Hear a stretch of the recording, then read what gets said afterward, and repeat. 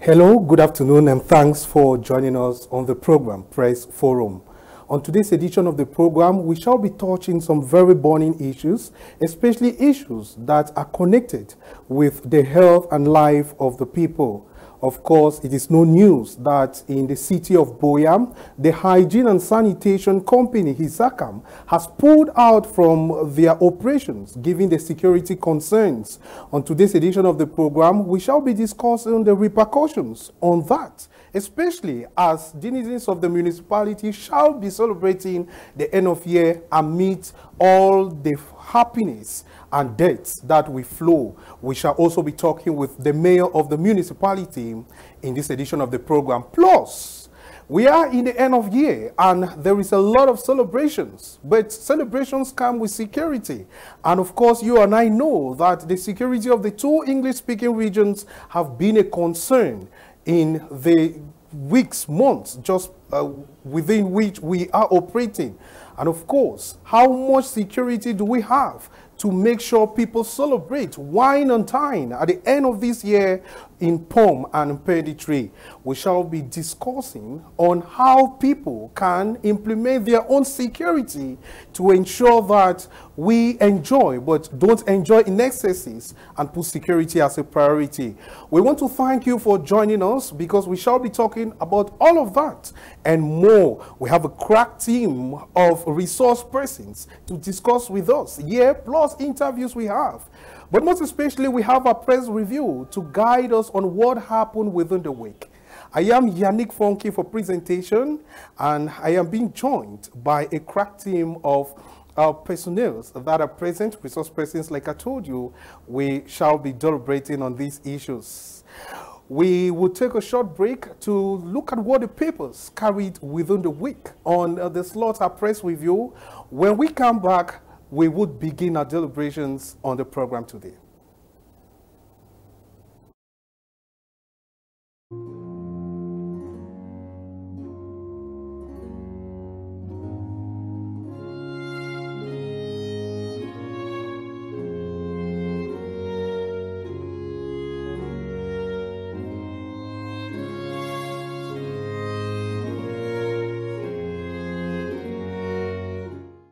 CAF stripping of Cameroon's hosting rights for AFCON 2019 and government's creation of the Commission for Disarmament, Demobilization and Reintegration of Ex-Combatants dominated the press in the just ending week.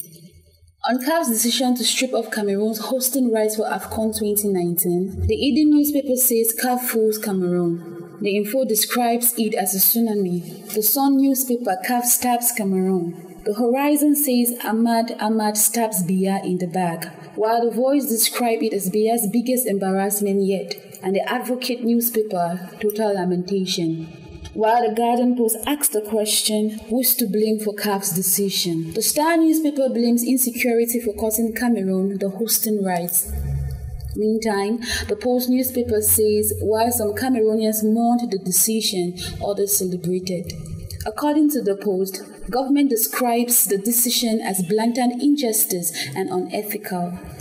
La Mutation newspaper decided to be sarcastic, turning Souvenir upside down.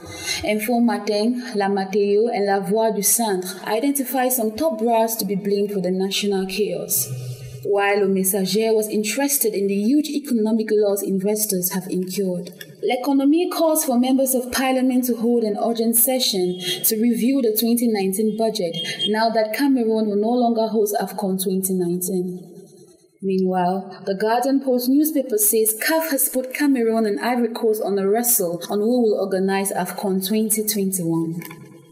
Le Repent newspaper says Cameroon considers taking CAF to the Court of Arbitration for Sports, while Info Matin quotes Ahmad as saying, not even the sports court can give Cameroon AFCON 2019. Away from CAF's decision, the Sun newspaper announced that President Buea has created a committee to disarm, demobilize, and deintegrate ex-Boko Haram and separatist fighters. While the Guardian Post announced that Amba fighters snubbed Buea's disarmament move and engaged the military in fierce gun battle, the paper urged the head of state to sack all advisors on the Anglophone crisis. Meanwhile, the paper says former Governor Fayengo Francis is the pioneer coordinator of the DDR committee. To Cameroon Tribune, the decision to create the committee is Buea's best solution to reintegrate ex-terrorists. In other news, the posters renewed gun battles between the military and Amba fighters blocked movement along the Buea highway. The paper says several vehicles were razed while travelers remain grounded. Meanwhile, the media newspaper says separatist leaders have called off Monday ghost towns in December, though the Voice newspaper doubts the effectiveness of the call off. The Post newspaper says the All-Anglophone Conference giving new impetus as conveners heighten preparations. The Weekender edition says gun and machetes wielding troops beat and bruise Buea drivers and travelers. The Gazan Post newspaper says over 100 defense lawyers stormed the Yaoundé military tribunal for the trial of Sissoko Ayok Tabe and co. The paper alluded that a list of witnesses against the leaders of the separatist movement sparked tension at the military tribunal. The paper says the case has been adjourned for January 10, 2019. The Messager newspaper announced that the International Aviation Agency has suspended Cameroon Airlines, Cameco, from flying on international airspace. And that was our press review this week. We sure should bring you a heavier package next week.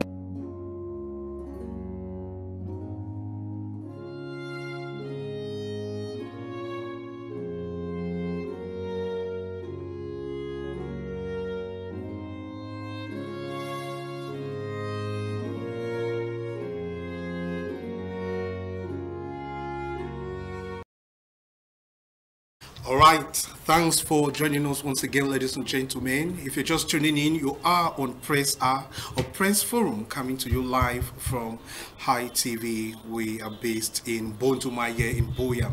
Of course, we had quite a lot in our press review. We shall be touching them in bits when I introduce the panelists. Like I indicate to you, we have a crack team of resource persons who shall be sharing their thoughts and opinions on various issues that we shall be raising in today's edition of the program. I would go straight away to introduce my panelists. Thereafter, we shall be deliberating on the topics. On my extreme left, we have Mr. Busi Ernest.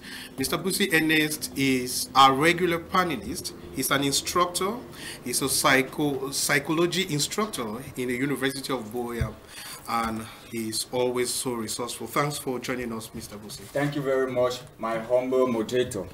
I think what really pushed my mind today on the papers is the historical event that Cameroon have missed, the hosting right.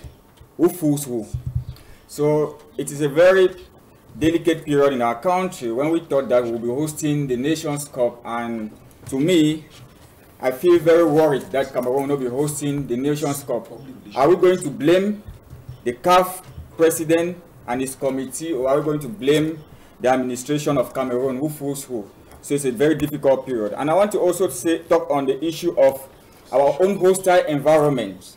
Despite the creation of the disarmament committee, despite the creation of the disarmament, demobilization and reintegration committee by the head of state, who appointed Fayengo Francis as the president, the environment is still very hostile, and we can see gun battles among the non-state actors and the Cameroon soldiers. So our country is still moving in a period of dilemma, and those are the things that touch my mind. So we'll be looking on that. Also, the ghost town issue that was suspended by the leaders of the non-state actors. To me, to a greater surprise, on Mondays, most Cameroonians still feel that they can still stay at home, which is a critical period for us. So it's a critical period in our country, and we don't know the way forward. So we'll be dialoguing on critical issues that can help us stabilize peace and nation building in our country, despite the events that has been taking place in our country. Thank you, Mr. Moderator. Thank you very much, Mr. Busi Ernest. We also have in our midst, and coming for the very first time, a learned barrister. He is a legal luminary. He is Barrister Edward Lyonga Ewule, and he is of the Veritas law firm, of course, and he's a barrister at law at the Supreme Court of Common Law of Nigeria, of Cameroon and Nigeria. Thanks for joining us, barrister. Thank you very much. Thank you very much, Mr. Moderator. Thank you very much. I'm happy to be here. What caught your attention? Two things caught my attention. One is CAF chipping off Cameroon, the hosting rights, and the second thing is the trial of the 10 leaders of the Amazonian team. So the first thing I will have to say about the issue of it is a big blow. It's a big diplomatic blow to Cameroon that the hosting right of CAN 2019 is withdrawn.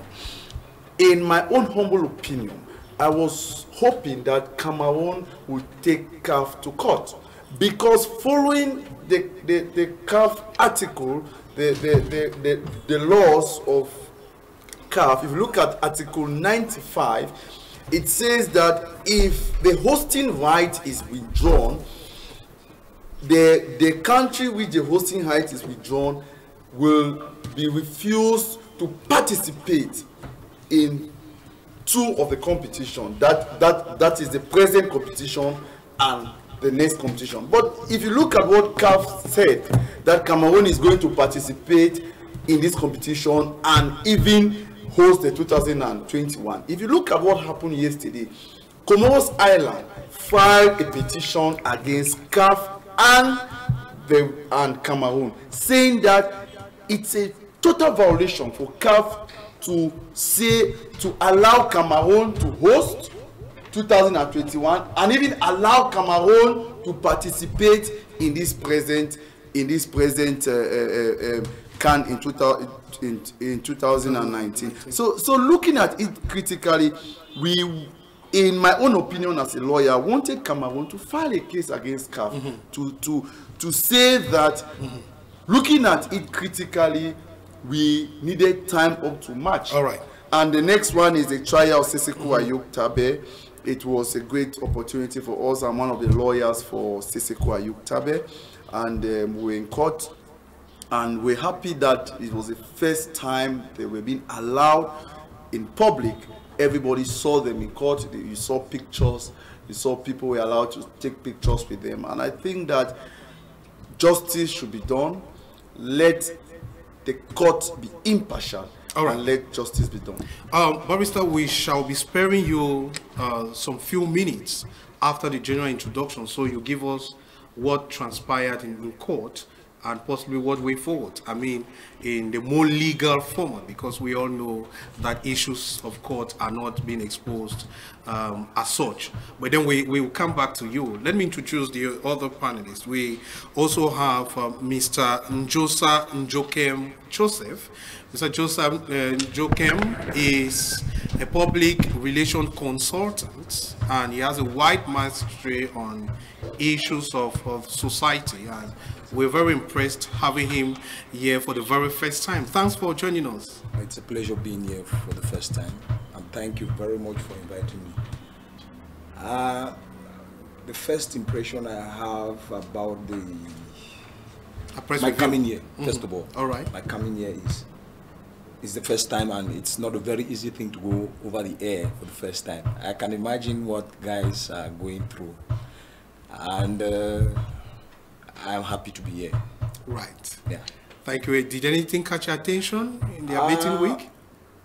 Principally, it's the persistent insecurity in the southwest and the northwest. I just believe there is something wrong somewhere within the context of the Cameroonian political circle.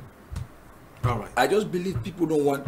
There's a circle somewhere who don't want to resolve the issue. It's just like people, they just feel comfortable with the situation. All right. I talk with practical examples. Just look at the situation within the week that happened around my 17 and the other sub areas around Buea. You can imagine people walking on foot from Munya to Buea, and from my 17 or my 16 to Buea. It's just like people are comfortable with the situation. just comfortable. They don't have anything. It doesn't disturb anybody in Yaoundé. Okay, we will be elaborating a lot on the security issues, especially as the year is coming to an end and there's going to be a lot of celebrations. So we will talk a lot on that. Okay. Let me introduce the other panelist. I think the last for the moment. He is Mr. Kikishi. Mr. Kikishi, we are very happy to having you. You know, it's been some time. You've been in this platform for quite frequent for some time, but all of a sudden you disappeared, but you are resurfacing this time around with some full-fledged strength. Mr. Kikishi is a social commentator, and he has a wide mastery on issues regarding socio-economic and political governance. And so Mr. Kikishi is just but very manly to handle some of the topics we shall be discussing today. Thanks for joining us, Mr. Kikishi. Well, good afternoon, televiewers, and my fellow mates on the crew. I'm very happy once more. It's about a year, yeah, for sure, that I took leave for some personal reasons anyway. But I want to say that behind the scene, I've always been with you guys, you know. And very interesting, and sometimes I take notes to compare our platform with other platforms. And the good thing I realize is that our platform is that natural platform where people come there not because they are seeking political positions. So we speak our minds freer than the other people. I don't need to call names, but you know, yeah, when I sure. follow other platforms, it's hotly, very high debates, but always I see people with very glued intentions, you know, with some greed of getting something from somewhere. But here it's a natural platform where people just come to represent the masses, talk the voice of the voiceless, with no intention of getting any political positions. So I think that this platform in the whole of this white country, Cameroon, is the best platform that I know. Now, I'm back and meeting you now, championing or position, sitting on as the captain of the ship. I want to say that congratulations to you. And then I say hi to Leonard. I'm sure he's in Fumban because I'm seeing a lot of pictures and interviews he's sending from Fumban. And I want to congratulate him. He has been a very good captain. And sometimes you need to make a change, move ahead. Thank you. Did anything catch your attention within the week? So many things caught my attention. Especially the ones the paper carried. The creation of the Disarmament Commission caught my attention. I don't know, chariots putting the cat before the horse, or the horse before the cat. I don't know which one is preferable to say, or which one we grew up knowing that it was the usual thing. But I want to think that in the normal context, where we have a scientific approach into resolving conflicts, I think conflict resolution has scientific methods. And so when you place one before the other, it could be just a Cameroonian way. And the Cameroonian way of doing the things have always sent us into a lot of mess. The conflict is still on, disarming the belligerents. At this moment, we should be talking of ceasefire before even thinking about disarmament. So it's the first of its time in the whole wide world, in history. I think Mr. Njosa will not argue me. That's the first time that a country stands at the period of war and talks about a disarmament commission instead of talking about ceasefire. So just to cue in from where you're saying that some people are using the masses to play a game, and so we should we think that there's a lot of, you know, the under the table, the mafia, the game plan is too complicated for us. And the other thing is the CAF and AFCON taking CAF to court. What was the roadmap? You know, there is an audit, and the committee, CAF committee that does inspections has a mark sheet, and there are guidelines and rules stipulated on it. And so if Cameroon has failed because it will not, is not a hidden agenda, it's not something that, like sometimes back on this platform when Ahmed said, people were trying to say that he had some bias for Cameroon, And I said, no. I think still, I don't see any reason why we should be thinking about a court case here. Because you travel from Yaoundé to Douala, you see that we have a footpath that within 6 months, you don't know what magic you can use to put it into a road which can transport a host of passengers or visitors going to the stadiums that are around. So you see, it is clear. There's nothing to talk about taking people to court here. It is just, yes, we have to take people to court, but not Cameroonians who deceived us. Each time that they visited the infrastructures, they came out on national televisions and talked about a certain percentage of work being realized, whereas it was still far-fetched. And when some journalists even said, no, it is like 15%, they said, no, it is 70%. So those are the people that should be taken to court. Cameroonians who deceived the nation that the work was advances, whereas companies had stopped work or whatever. It's not CAF at all that we should take to court. I think in the days ahead, I wait to see some Cameroonians punished for that kind of... people have gone without impunity for too long. You know, right. People need to be punished in Cameroon. When Patrick Boma came on the air and said that work, he was not comfortable with the pace of work, what did people throw stones at him? Who are you? And so, now, everything proves him right. So this is the time for people to take action. Sanctions must be taken, and we are waiting those sanctions. Right. And I remember once in Cameroon Calling, I sent an article on Cameroon Calling. We'll talk a lot on the CAF issue. Okay. I think that we have to move forward and talk on quite other issues. Now, we are going to deliberate quite a little on the court hearing of the separatist leaders, Sisiko Ayub Tabe and co. And of course, the fact that many are saying that these, of course, prisoners can set a pace for the Anglophone crisis to be resolved.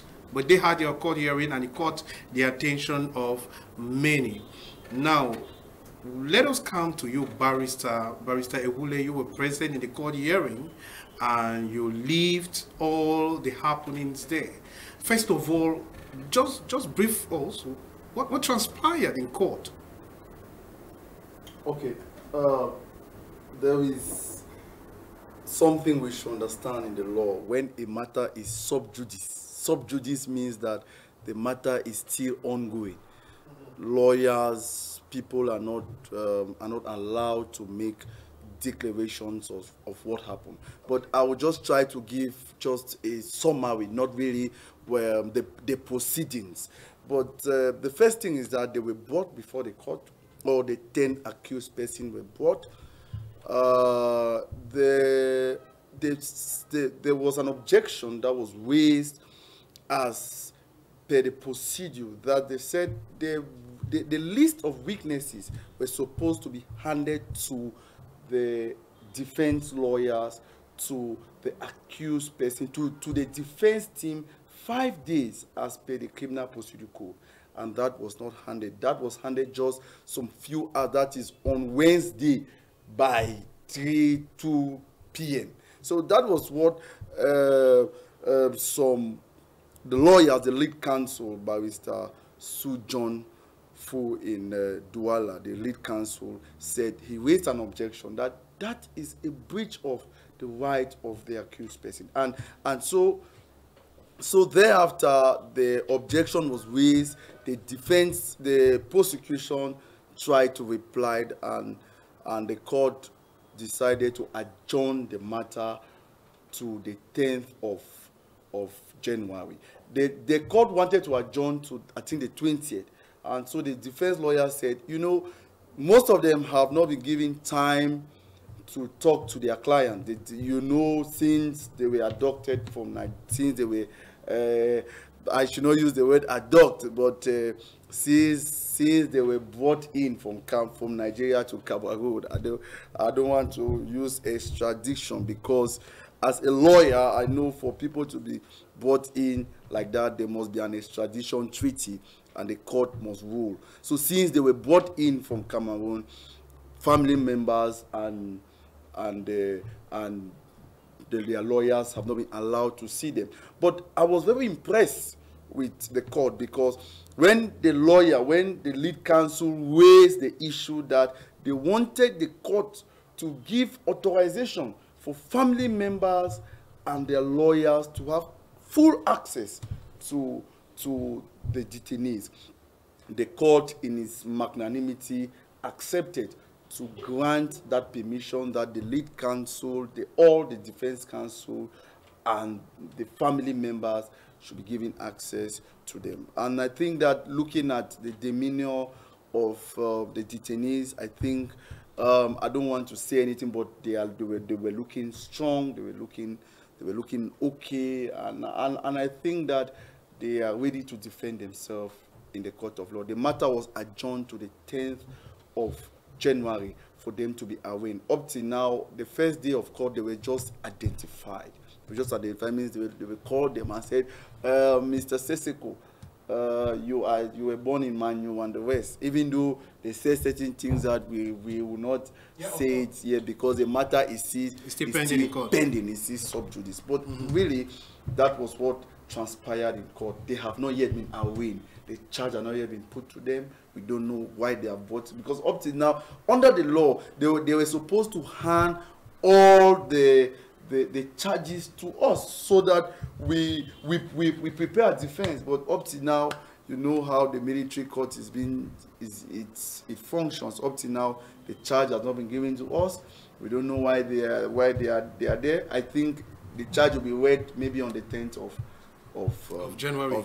But then papers carried headlines indicating that some 10 charges have been. Yes, the charges are 10, but before us, those maybe they may have their insider. You know, journalists with their insiders. But I am saying as a lawyer, okay, formally they have not given formally we have not had the charge, and the charge has not been put to the accused persons. And that is, it's only after the charge is put to the accused person, because it's only after the charge is put to the accused person that the accused person can either plead guilty or not guilty. So for now, we cannot say anything about the charge, because up to now they were just identified. The charge has not been put to them. I think that is the most important part of the trial, when the charge is put to them and they plead either guilty or not guilty. But all of us know that they'll definitely plead not guilty. Certainly we don't want to belabor this issue because it's still pending in court, and like the barrister indicated, we are not permitted by law to discuss issues that are still in court. So we want to respect that aspect of the law on not commenting on that issue. But then we move to our very first topic of the day, that is about the hygiene and sanitation of Buea. Of course, it is no longer news that the hygiene and sanitation company, that is HYSACAM, has pulled out, at least temporarily, from Buea. They downed their tools earlier this week, citing insecurity as the main concern for them to leave or to abstain from work. It is said that earlier on in this week, some unknown men attacked HYSACAM workers and even destroying some of their tools while they carried out their functions. This provoked the workers to carry out some form of protest, where they went about removing some of the waste baskets that were put at strategic points of Buea, indicating that they won't work any longer. Though the management of HYSACAM didn't make any comment, but it was very clear that HYSACAM would not work, at least for a period of time, until such time when security would be guaranteed. And of course, to beef up what the exacerbating situation, the mayor of the municipality of Buea, Ekema Patrick, dispatched workers of the municipality on Wednesday to ensure that the municipality is kept clean, at least for a temporary measure. But the mayor took to the press to indicate that community members, that is Buea denizens, will have to take care of their hygiene and sanitation themselves. He indicated that it is that time when you shall be practicing traditional cleanup so as to mitigate the huge piles of dirt that may arise with the absence of HYSACAM. But then we ask the question, we are of course, getting into the end of year where there shall be lots of celebrations, and of course we shall be having lots of food and drinking, giving rise to piles of debt. Now that we already have lots of debt and nobody is accounting for that, what are we going to be seeing when we shall have so much debt by the end of 2018? Are we already indicating that some health concerns are going to be alarming? Those are the kind of things we would be discussing, and also trying to educate the public on measures they would take, because your hygiene and sanitation begins with you. A healthy mind, they say, is a wealthy mind. Before we begin our deliberations, gentlemen, we'd like to go to the machines to listen to the mayor of Buea, Mr.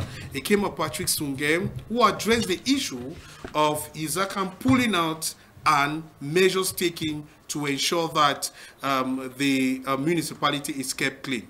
Let us listen to Mayor Ekema Patrick.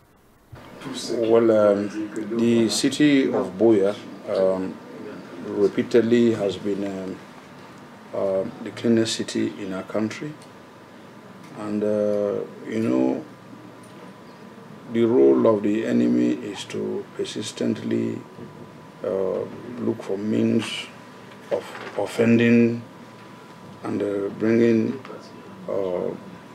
disunity as well as an unhealthy atmosphere to a community or to a person. It is very, very embarrassing and upsetting to note that a group of misguided vagabonds who are fronting for a group of people, so-called Anglophones, instead of pursuing their cause, they turn around to inflict pain on the entire community. Is the Anglophone problem solved by killing Anglophones? Is the Anglophone problem solved by burning houses? Is the Anglophone problem solved by preventing children from going to school? Is the Anglophone problem solved by kidnappings, rapings, and all sorts of vices?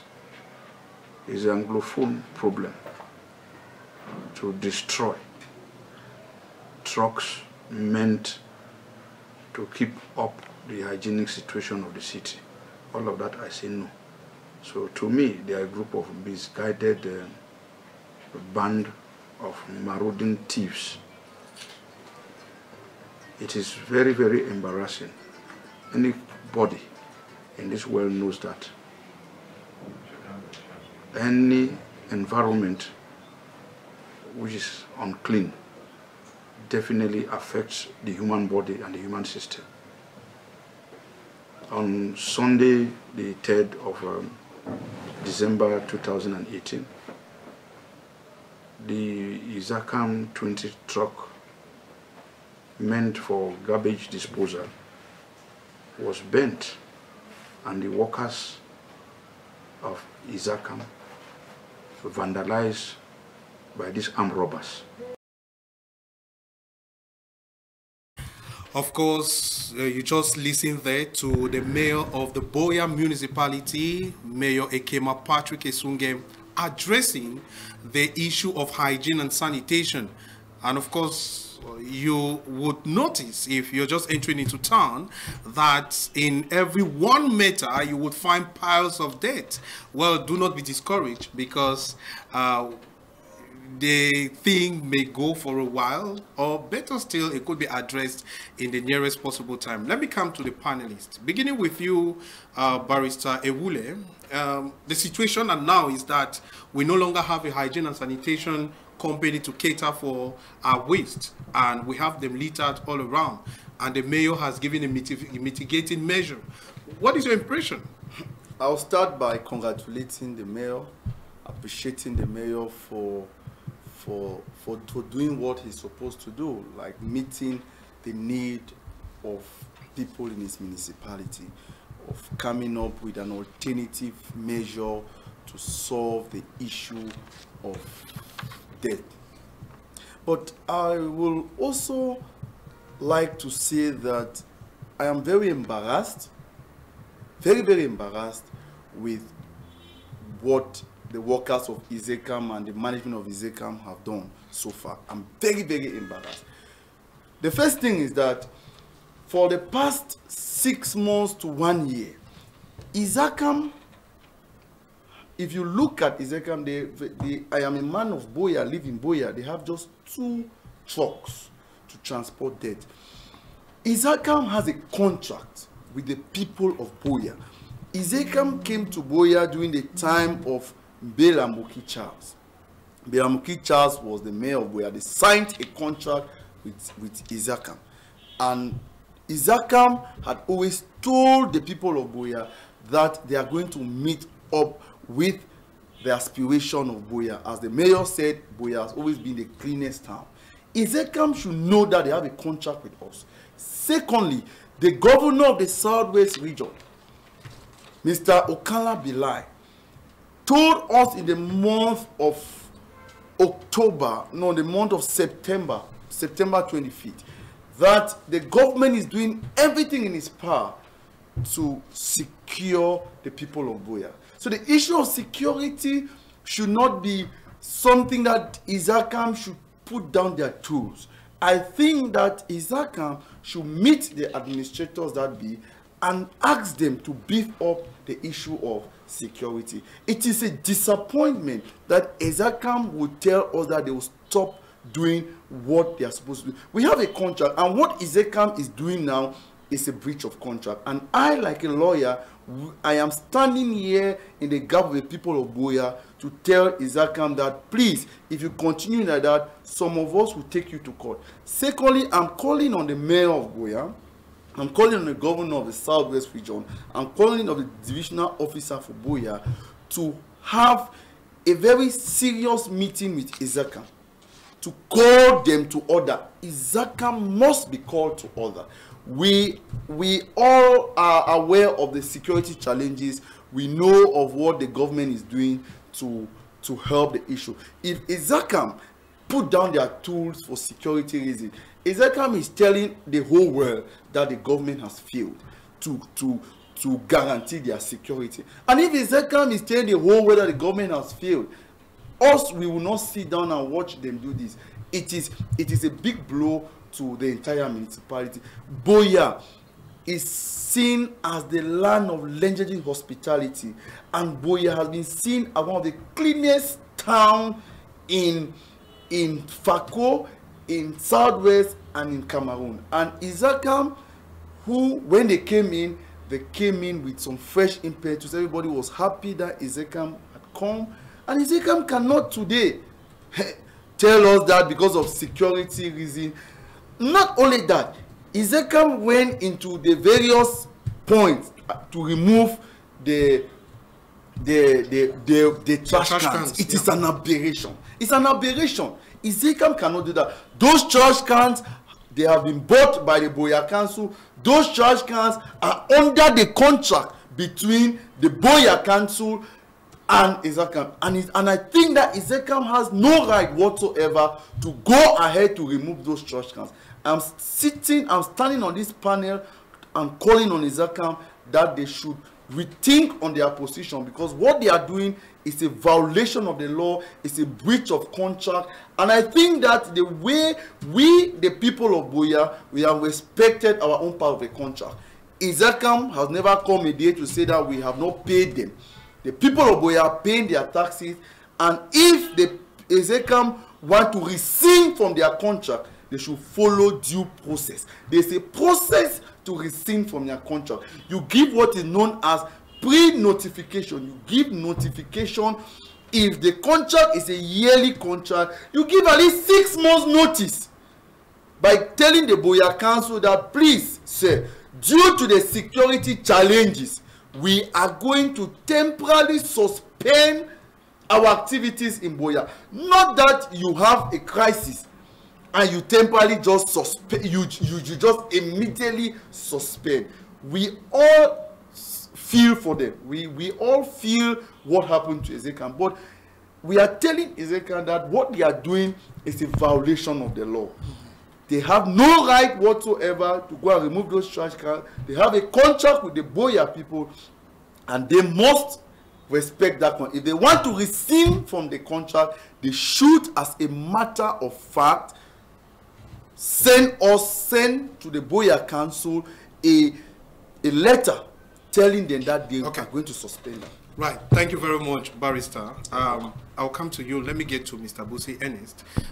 Just to say that perhaps we don't know the contracts binding hygiene and sanitation in Buea, that's between HYSACAM and the Buea Council, but I want to believe that security could be a clause in the contract, and it is of course very utmost that the council, that is the host, that's the host to HYSACAM, is supposed to provide together with the administration of the subdivision, are supposed to provide security to the workers of HYSACAM, who are only human beings like you and I, so they can work. We all know that their vehicle was burnt, and some of their workers were even abducted, were released.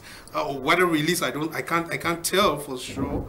And so all of these things, Mr. Busi Ernest, isn't it a good reason for HYSACAM to say we are suspending activities to observe the security situation before we continue? Thank you, Mr. Moderator.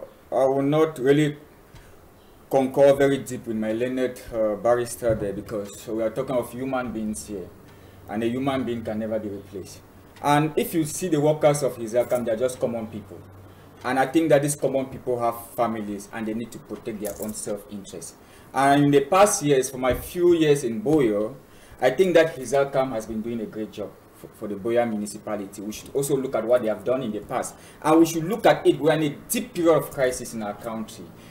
And if you and I are not safe, what about the HYSACAM workers? And their own tools, their machines and their cars were burned. So they cannot work without those facilities, and they are expensive facilities. And I want to say that generally, if we look at the goal 6 of the Sustainable Development Goals that talks on safe and hygienic environment, the Buea municipality is not respecting the Sustainable Development Goal 6, which I think that is a responsibility for HYSACAM to mediate and sit on the dialogue table with state officials and see on ways in which they can bring about alternative measures to see that Buea is clean. But for now, I will say, Mr. Moderator, they have to stand for their security and their safety, and we should look for measures, because at first we used to have the sanitary technologies on how to, where sanitary workers move around the environment. It's just that Buea is an urban center, and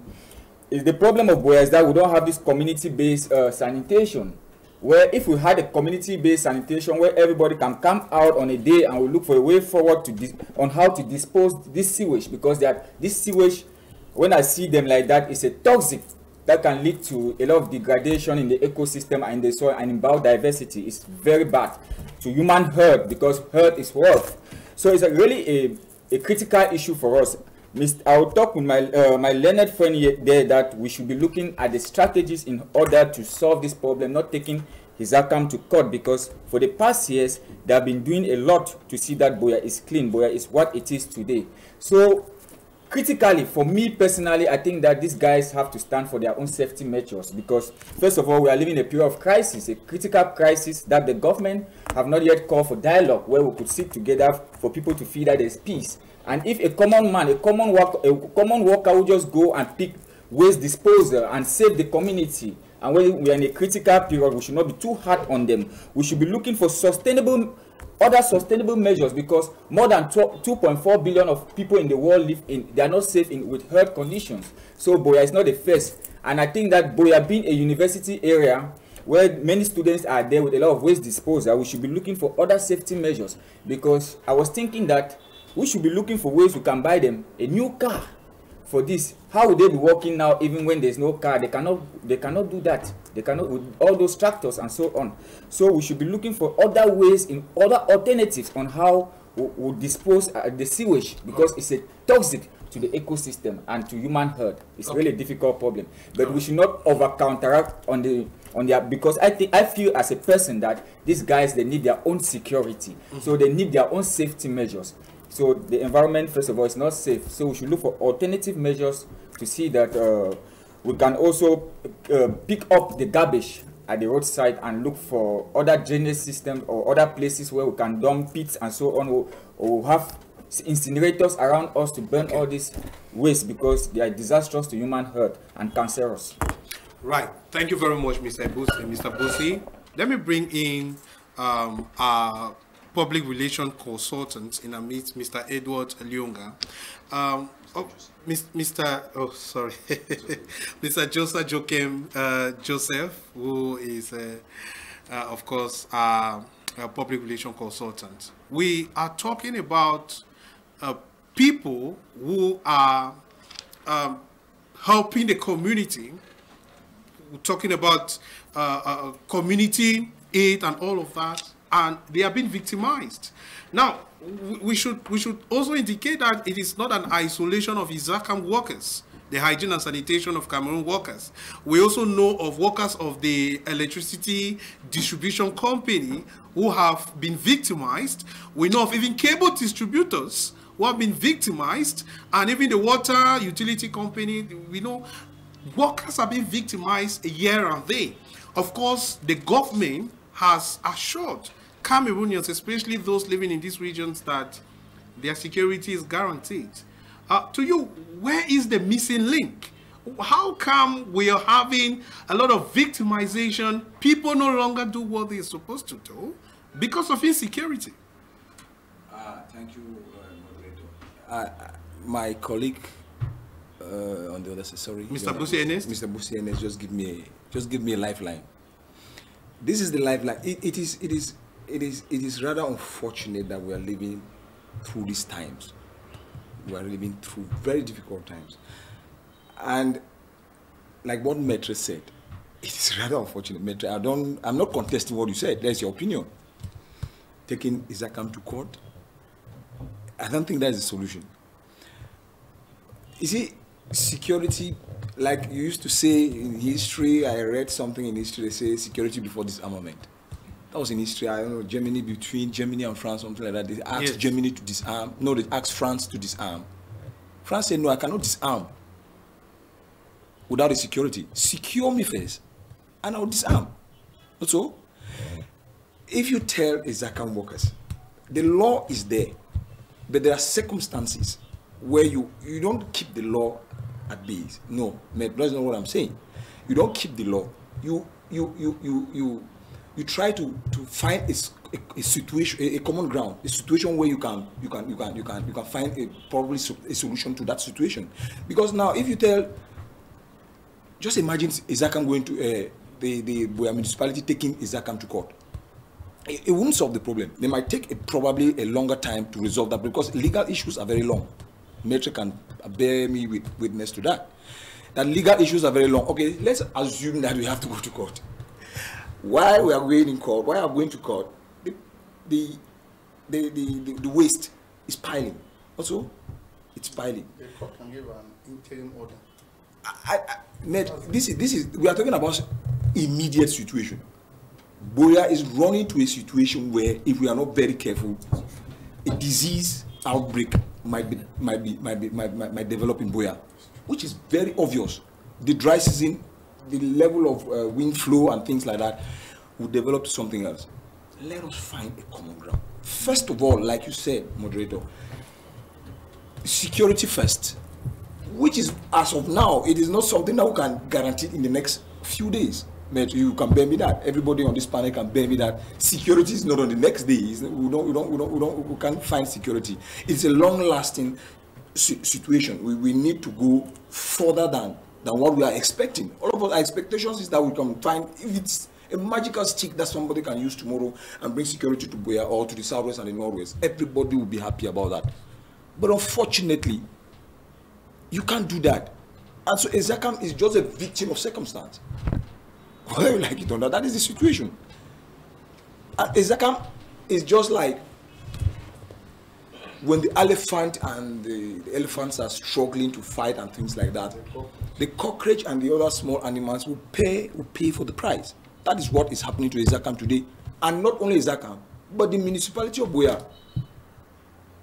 There are barons and people who are initiating things somewhere, not taking cognizance of our situation here.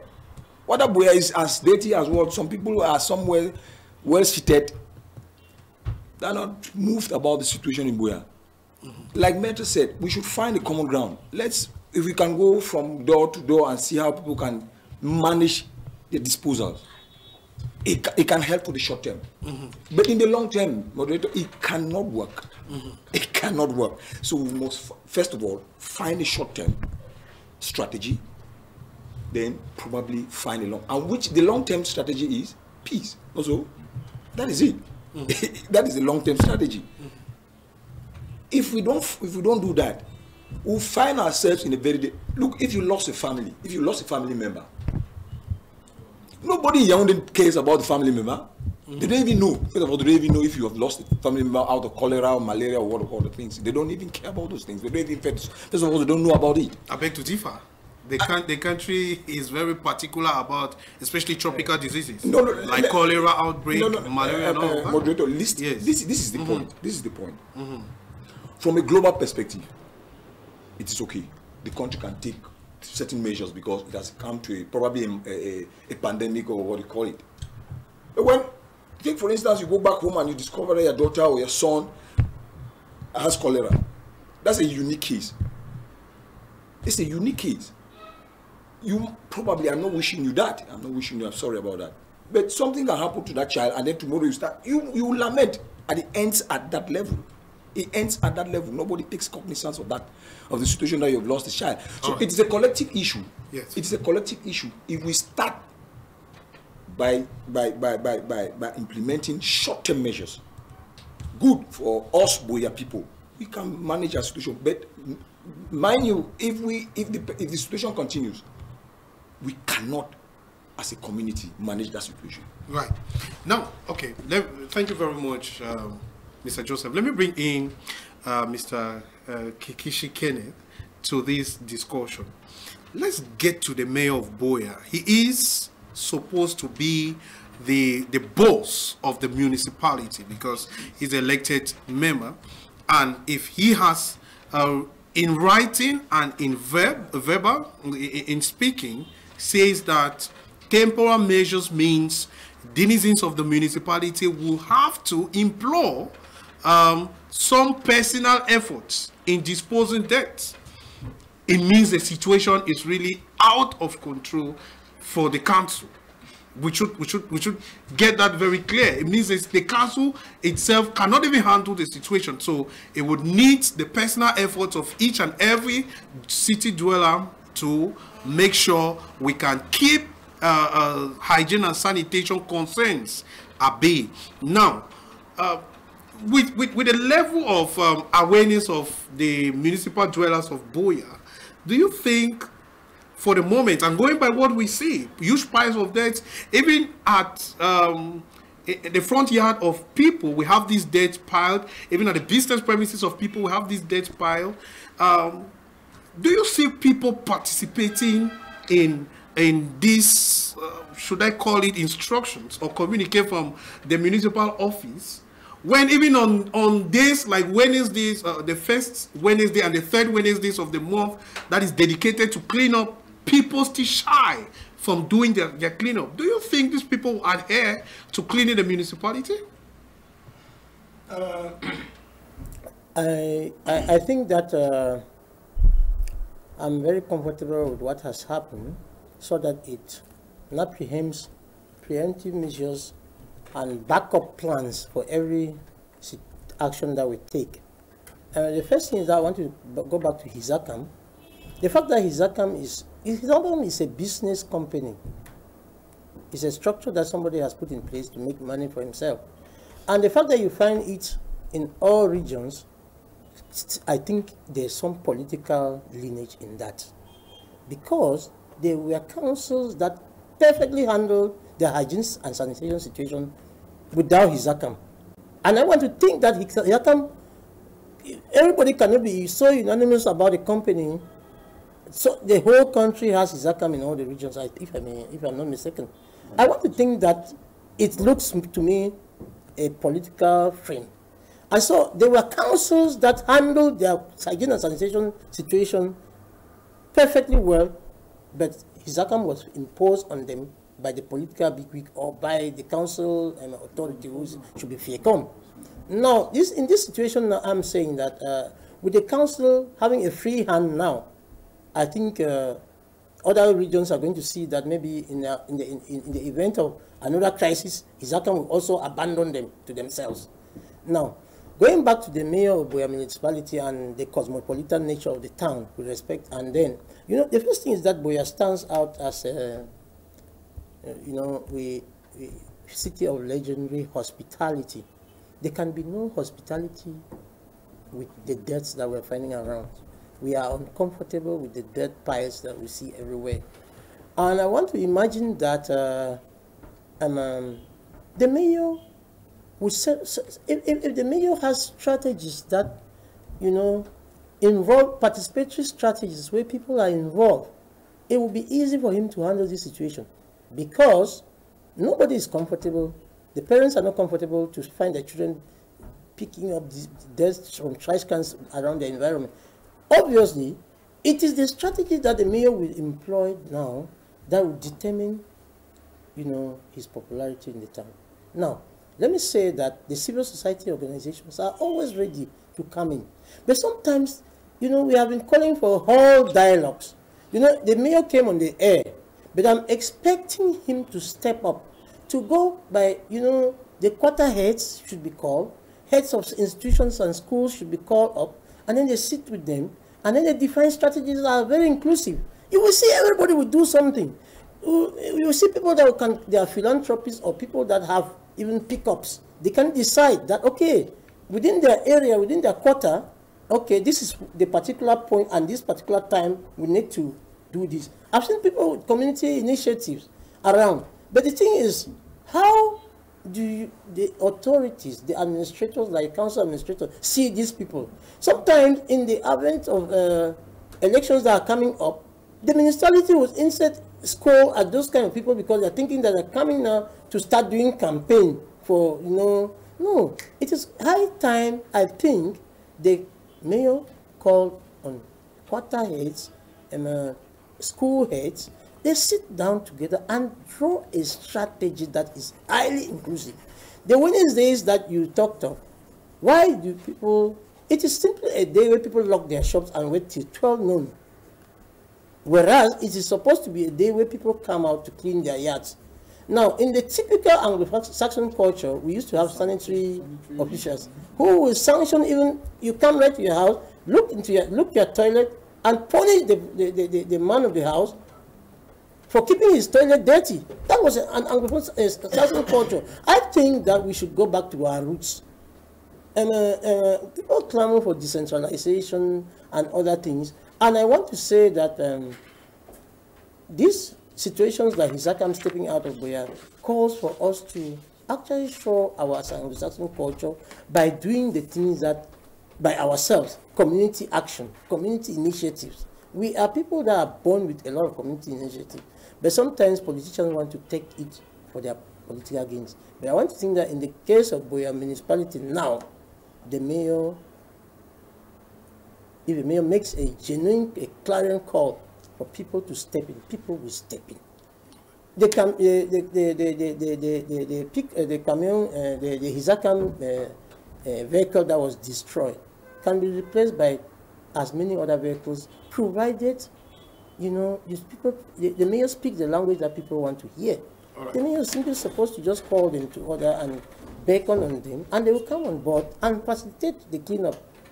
Right. Now, for us to get everything into context, it is good for us to go to the communique. This is a communique signed by the mayor of the Buea municipality, Mayor Ekema Patrick Esunge.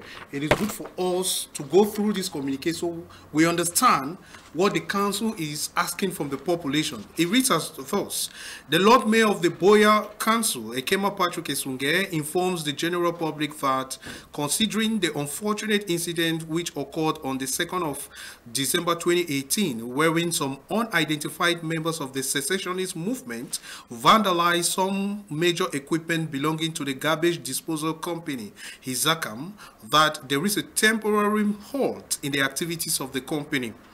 Management is therefore appealing to the general public to adopt new measures of waste disposal and avoid dumping waste along the streets.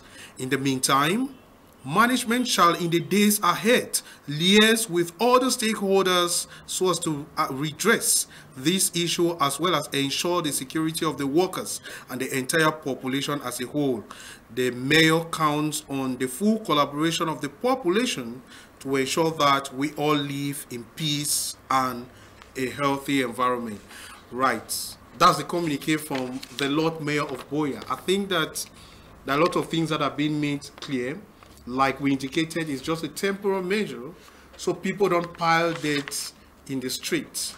Now, coming to you, Barrister, usually to come up with a replacing measure or a mitigating measure, it could take a period of time.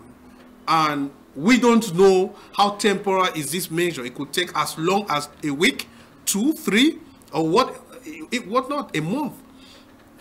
Now, to you, should we tax the population with this aspect of taking care of their garbage? When, for example, the Ministry of Environment and the Protection of Nature, Sustainable Development had educated the population on the dangers of improperly disposing your waste, including burning or burying plastics. We know there are plastics littering all along. A traditional form of waste disposal had been, we go behind our house and throw the dirt. Some of us do bury the dirt on the ground, some of us do burn the dirt. Now, is this new measure, the mayor calls it temporal, is it not going to be against the environment norms? Should we even implement that?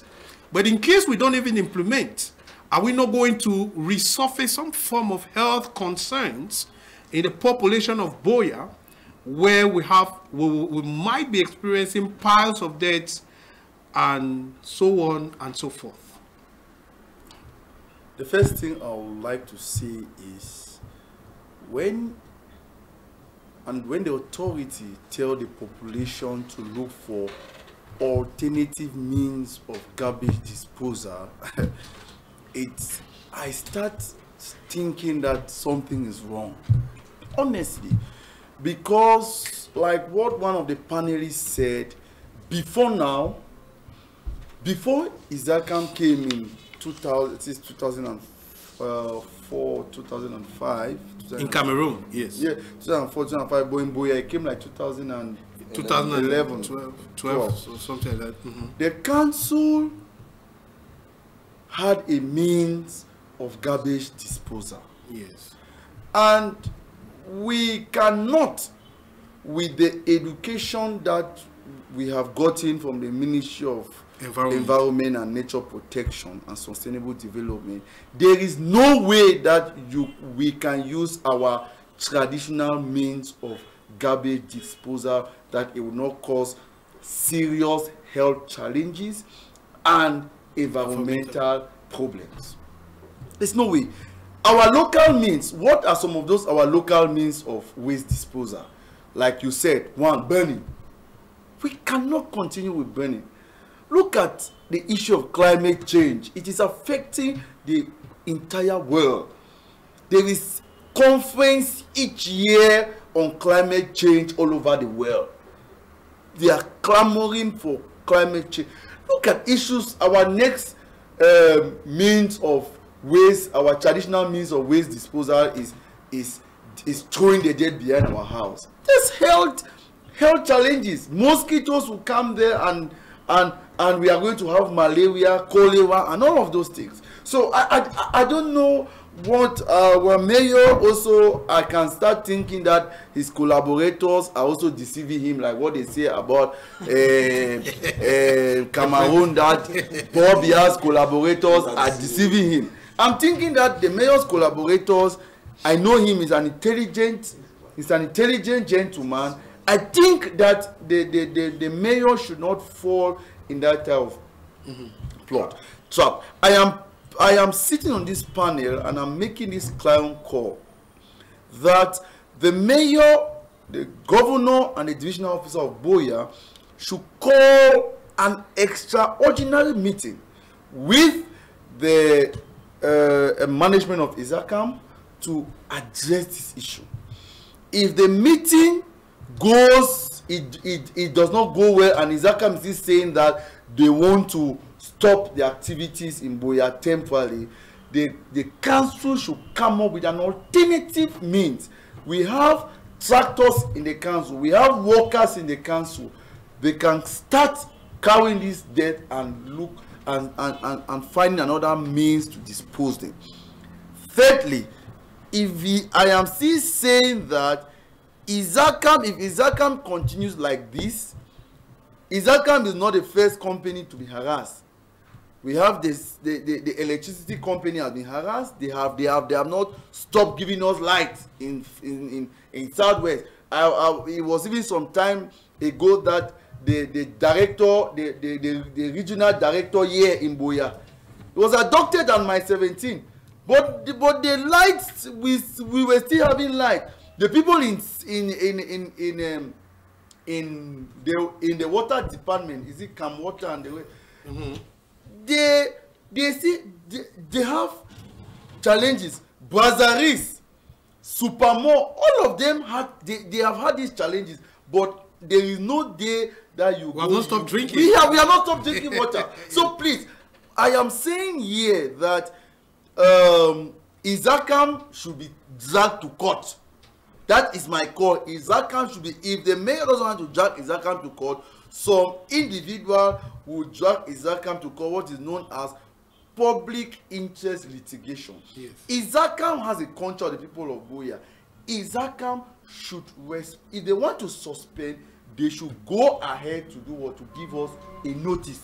Secondly, I am calling the mayor of Buea and the administrators to go ahead to rescind the contract with HYSACAM. They should go to court. If they want to go to court, they should write HYSACAM that HYSACAM has breached a fundamental. Because when it comes to issues of, for instance, doctors were abducted. Did they stop going to the hospital? No, they didn't. They didn't. So my cry is, these are issues that concerns our health. We should not take it for granted. Issue of waste disposal concerns our health, concerns our environment. Those are not issues that you suspend. It is like all doctors in Cameroon, after what happened to some doctors who were going to give drugs around the Kumba Road, and up to today we have not heard nothing about them. If all doctors here and the mortuary, all of them say, okay, even lawyers were adopted, but we go to court. If lecturers, but they still go. If no, but I'm talking. No, lawyers, it's a bit different. Lawyers, we can go, we can sit us, but what we are talking of people like health. Imagine doctors, they stop work, the mortuary stop. Imagine the health challenge we are going to have. So I'm calling the people of HYSACAM that their action is a gross violation. Some of us can see it as a crime against humanity. Some of us lawyers are even looking at HYSACAM as if they are committing a crime against humanity, and that they should be even taken to, after our local courts have handled them here, International Court of Justice. International Court of Justice. Okay. But for that, we are calling them to go back to work. All right. Thank you very much. Now, let me bring in the other panelist, Mr. Njomo Cyril. Mr. Njomo Cyril is a politician. He's a member of the Cameroon Renaissance Movement, and he is an aspirant to become the mayor of Buea. So he's in a better position to address this issue because he could face it in future. That is, if the people of Buea give him the mandate. Mr. Nchomo, HYSACAM is no longer in Buea, at least for now. They're no longer in operation. And the mayor is asking the Buea city dwellers to carry out personal hygiene and sanitation to ensure that the city is clean. What is your take on that? Listen, Yannick, thank you already for balancing this wonderful platform. For over 1 hour, you have submitted your televiewers to follow a one-man show where I felt at a point that we were doing stand-up comedy. I'm sorry to say that, but that is a feeling I had. And now I want to start with the case of Ayub Sisiko, this pro-independent separatists actually refused that they were not Cameroonian, they were citizens of the Ambazonia territory. And despite the judge reminding us all the time that the state does not yet recognize that territory, they kept insisting. I will not punch so much on that because it's linked to my second observation concerning Mayor Ekema, the outgoing mayor for the Buea municipality. He's the present mayor. It's not the outgoing mayor. Elections have not been called up. 2019 twin election of September 2019 would offer him the best opportunity to go out within the white door. I want to say that when Mayor got up on the platform and started congratulating him, and later started wanted to sue HYSACAM. I really saw a lot of contradiction on that. Let me attack the mayor first. His outing was unnecessary. I will explain myself. Because when he calls on the population to use alternative measures, one of the responsibility of municipal councillors, there are 43 of them, for a population of within 200,000 and 300,000. So we're expecting them to have an urgent meeting, sit, deliberate, and come out with a joint communique. That is how it happened. And published. We're not sending message. Mr. Buea has... No, I have the municipal code with me. If there's a problem on the platform, we can always consult. I don't talk from space. Okay, thank you so much for that correction. So I was explaining that that is the method. Though he has the priority to write the communique as he has done, but that's not the best way to administer a people, especially a people that are submitted into punishment. The second group of people I want to attack are the pro-independence fighters. Yes, we cannot be struggling for a people and submit them at the same time to this lifelong punishment we have been going through. I came from Douala this morning to make sure that I'm part of this program. Along the Del Monte farm in Tico, I saw banana ripening over because farmers cannot more go about their activities. I saw the rubber trees also over matured and they cannot harvest. And so you want to see extension of this pro-independence fighting against the people. It is a tantamount to suicide. I want it to stop. Yes, those people in the diaspora pulling the ropes and punishing the people of Buea and environ and even northwest and southwest. I think we cannot keep up with this hide and play game. Who is fooling who in this game? And also the people of Buea and environ.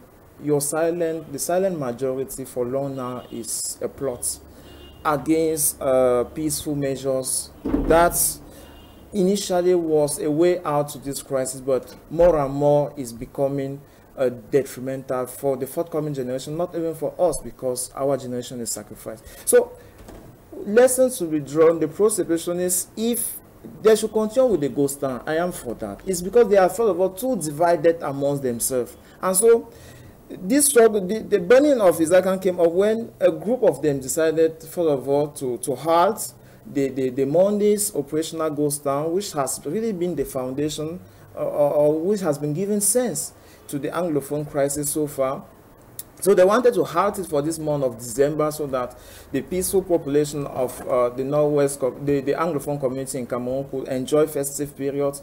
And the other factions saw that with experience in other countries where resistance has taken place, if they indulge into that venture, it will be difficult for them to regain back the struggle. I can understand all that, but they need to understand themselves at the back of the scene and not playing gymnastic in front of media as it has been observed these recent days. And so following that proceedings, you now understand why they had to, other fractions that think they are more radical than some, had to go to that extent of burning private cars, burning companies' cars, and HYSACAM was just a victim of that. It's not because other corporation previously has been submitted to this punishment that we think is right. And so I want to rubbish all what has been said about all these industries previously to justify pro-independence acts, which is a violent one, and we cannot comment on violence to resolve a crisis. If I was mayor by 2019, when I would take over office, the first thing is to work with civil society organization.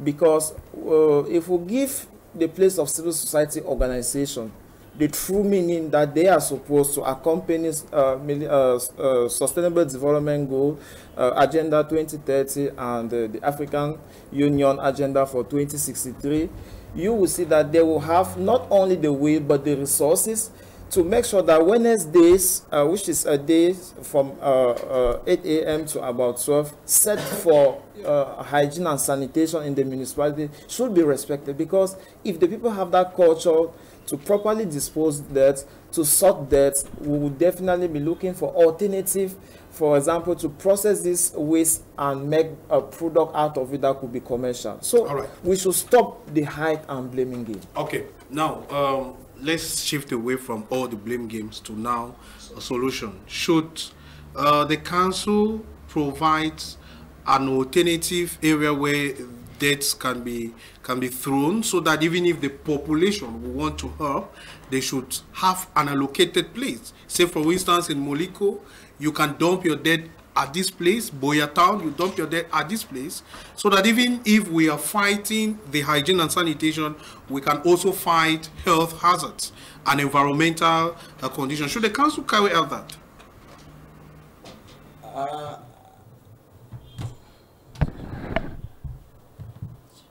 Looking at the situation at hand, it is possible. But let me just give a step back and make a small analysis about the situation in Buea. I was born in Buea, and by virtue of the fact that I was born in Buea, I have seen Buea grow tremendously in terms of population. And if you compare the population of Buea 15 to 20 years back, let me use a simple approximity. Let me just approximate. In 1990, Buea was approximately 8 to 7,000 people in this city. Let me not call it a city. It's a gross. Buea should not be a city. In 2018, by simple analysis, Buea should be in the neighborhood of 50,000 people. If my calculation is wrong, please prove me wrong. So the situation in Buea has changed dramatically, whether we like it or not. The fact that HYSACAM was brought to Buea, it simply means that the council as an organization could not take charge of the situation because of the population expansion. And so they had to bring somebody else to take charge of that situation because they could not meet up with the challenges at the time. That said, we can find a solution, just like you said. We can find solutions. Yes, we dump them, but the problem is dispose. When you dispose of something, means you don't want that thing again, not so. Now, if we say we make a center or probably a place where we can dispose at Sopor, Buea Town, Bukwango, Moliko, good. But there is a repercussion to those aspects. When you do it, there is a repercussion, a long-term repercussion, whether you like it or not. It's true. We are struggling to find out a short-term strategy that we can find a situation where we can find a situation where we can dispose of our waste. Yes, good and fine. But if it is a short-term strategy initiated by the council, you made something. I want to make comment about the letter from the mayor. Before we started this discussion, I would have preferred that we read through the communique of the mayor, because virtually all what we have said, if you look at it, all what we have virtually said is in that communique, in a way, not structurally said as we presented it here. But the mayor said we should find short-term measures to find so that we can dispose of our waste. Now, good, if we think that the short-term measures are we create centers around Moliko and all the neighborhoods in Buea, good and fine. But I can assure you that before the next 3 months, just imagine Buea is in this situation for just 1 week.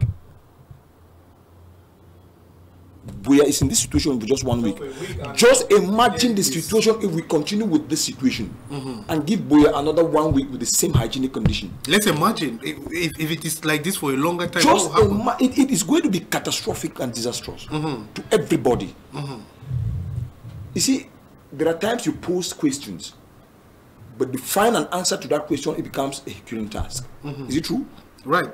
That is it. It's a rhetoric question. That is it. Because in the short term, we are comfortable with the situation. Dump it here, dump it here, dump it here. Take the case of Buea today in 1 week. Multiply by 4 weeks. Paint the picture of Buea. The legendary town, as you guys have called it.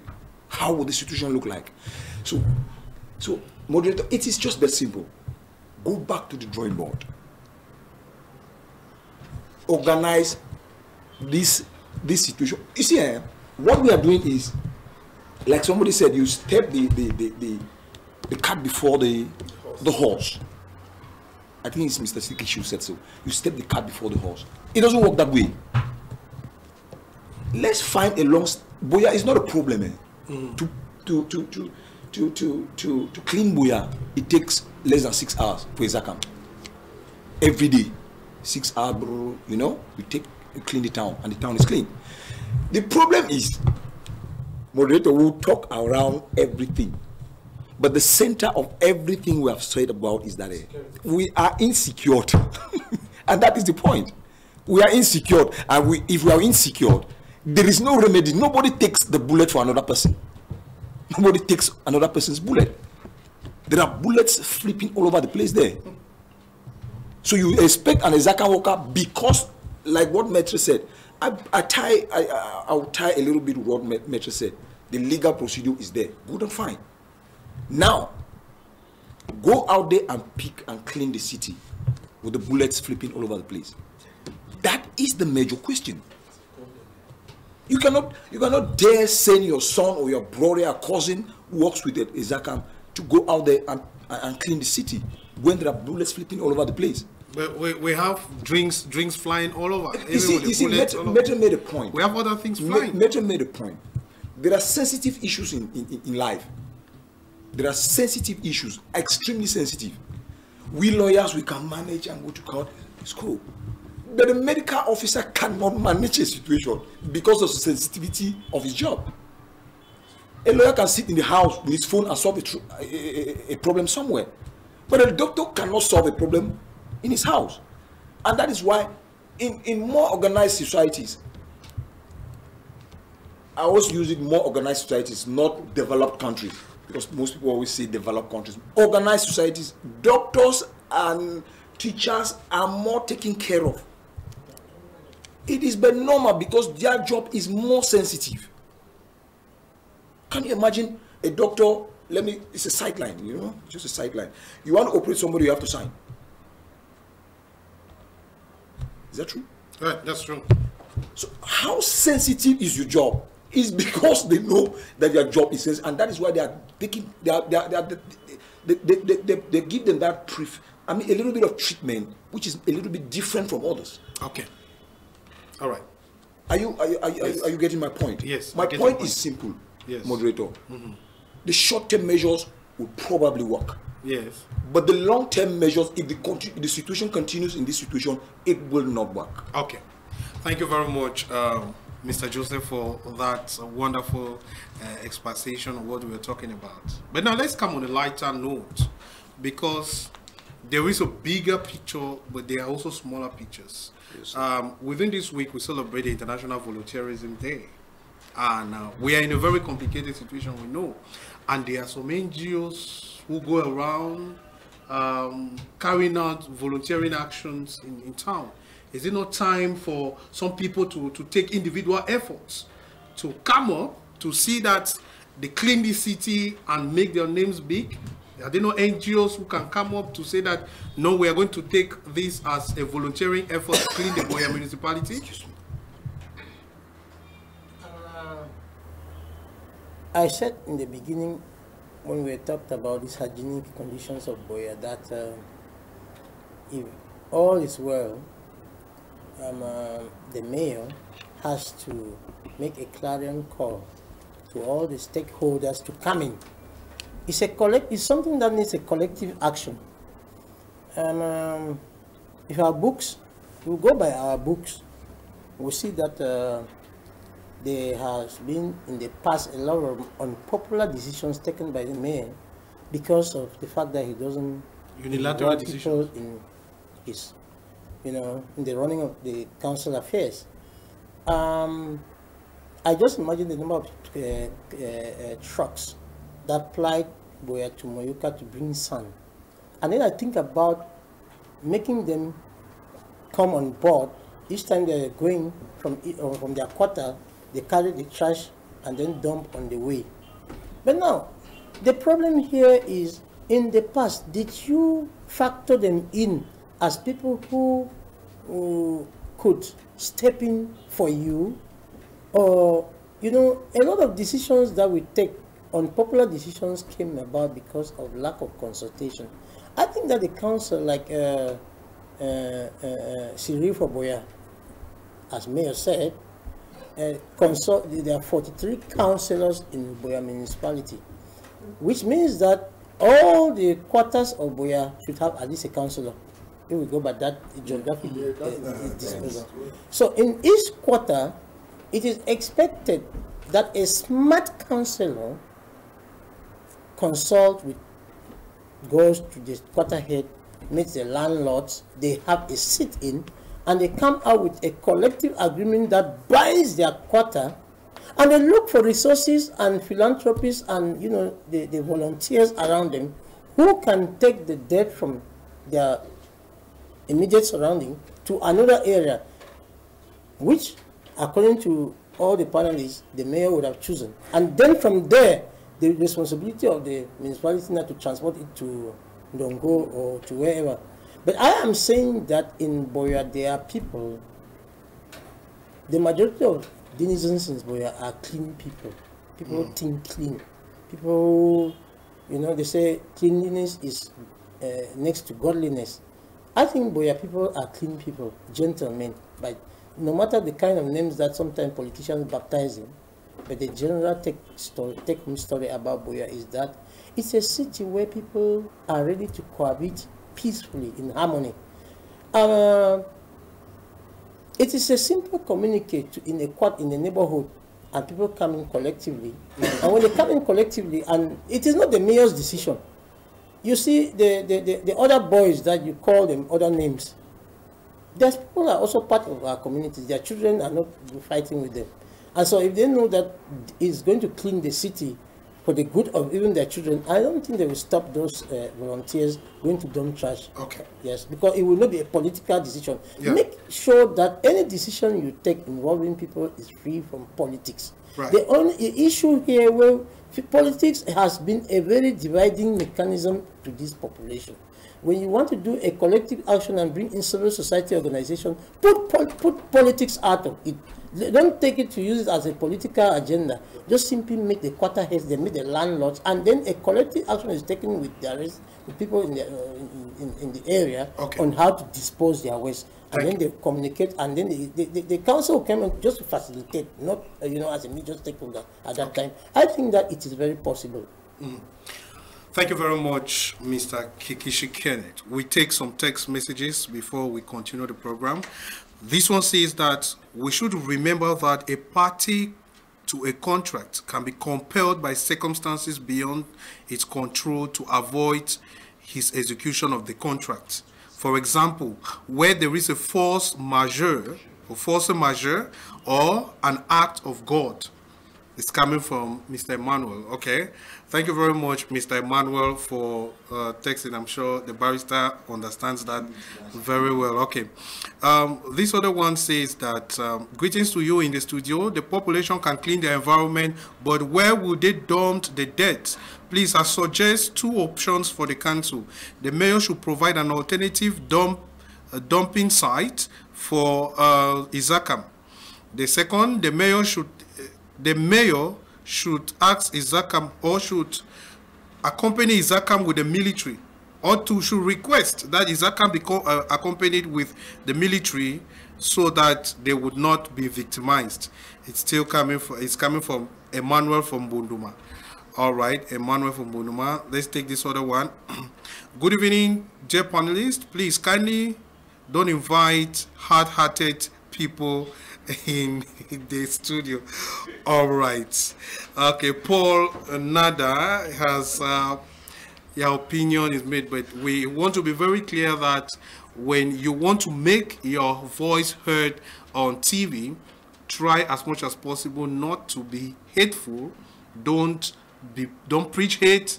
Don't go personal. Just go on issues. So we want to plead on Emmanuel Nada Paul from Muliko that we don't appreciate such.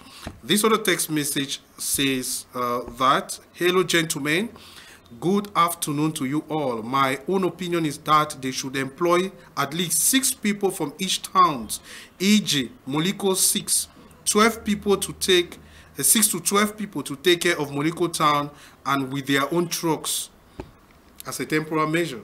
Somebody is proposing that. All right. This other one says that, hello, good afternoon to everyone. Is Arnold Dinero. I wonder if this is what they refer to as emerging nation. Is Cameroon moving forward or backwards? Afterward, they vote. Afterward, they will ask for their votes, and then they call themselves leaders. Okay. Sometimes I wonder what the function of the mayor is.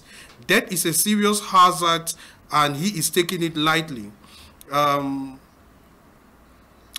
Debt is a serious hazard. He is talking about management of debt by the public, whereas he knows the effects of poor waste disposal or waste management. How does he expect the public to manage their waste, which will not be hazardous? All he knows is to be in collaboration.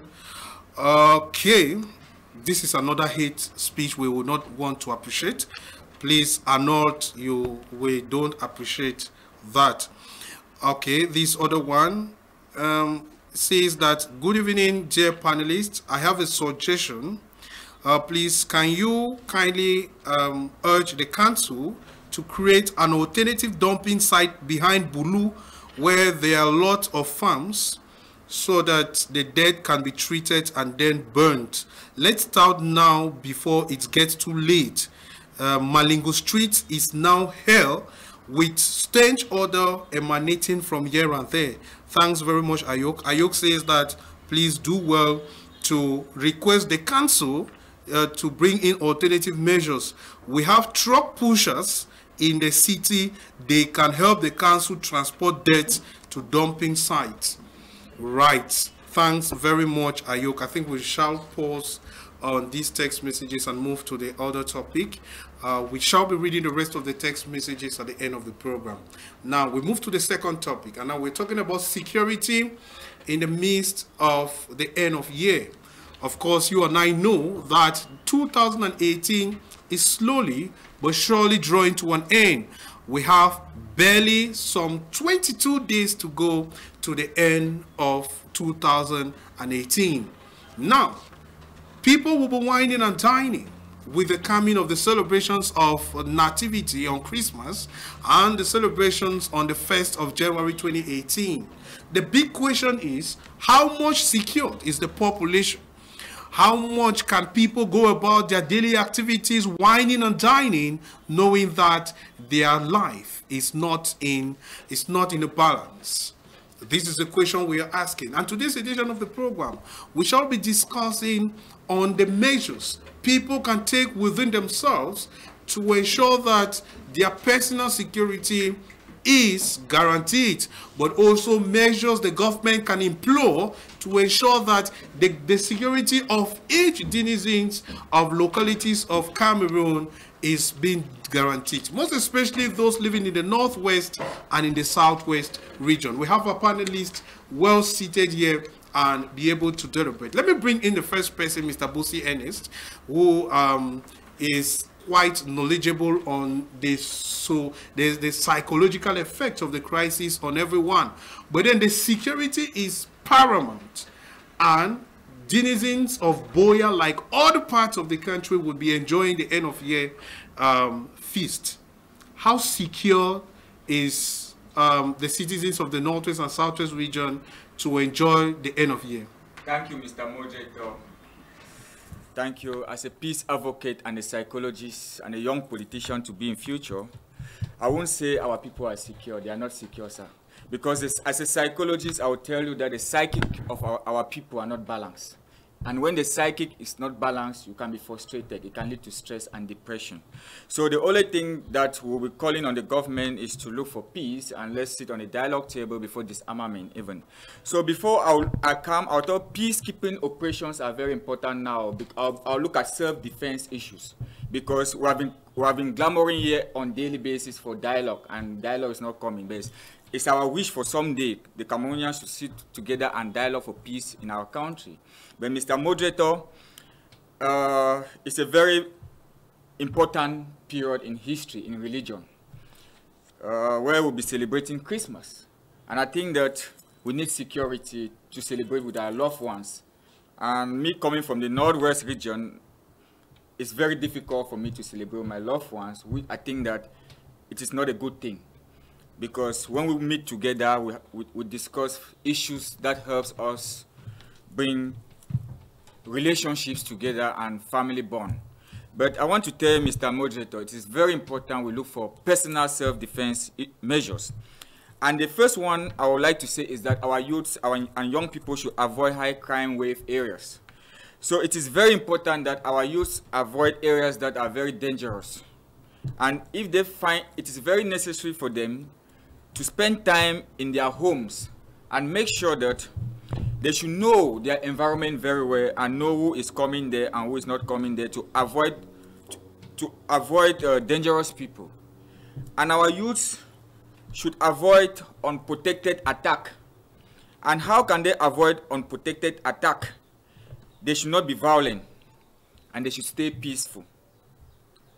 Our youths also should, and the denizens, the people of northwest and southwest, should avoid dangerous areas. It is not a time that we should go into dangerous areas, but I feel that it's a time that we should celebrate in comfortable and peaceful and serene areas.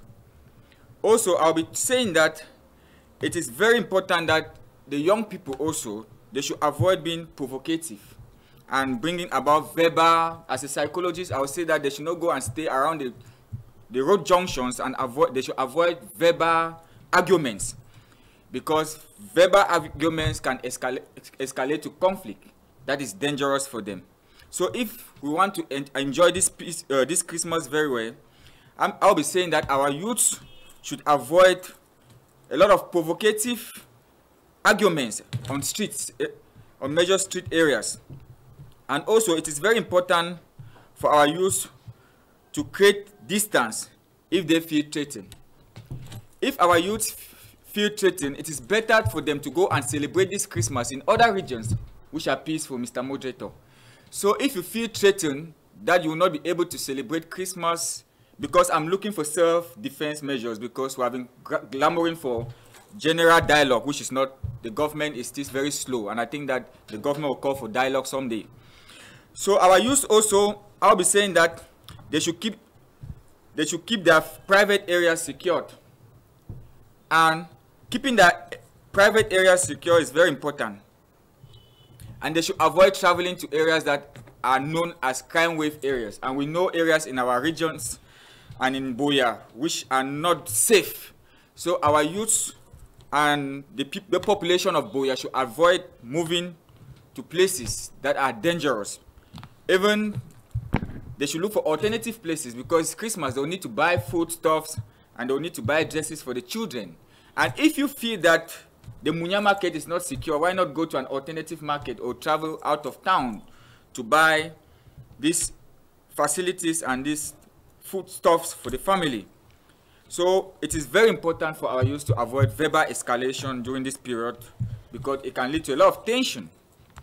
They should also avoid isolated street areas.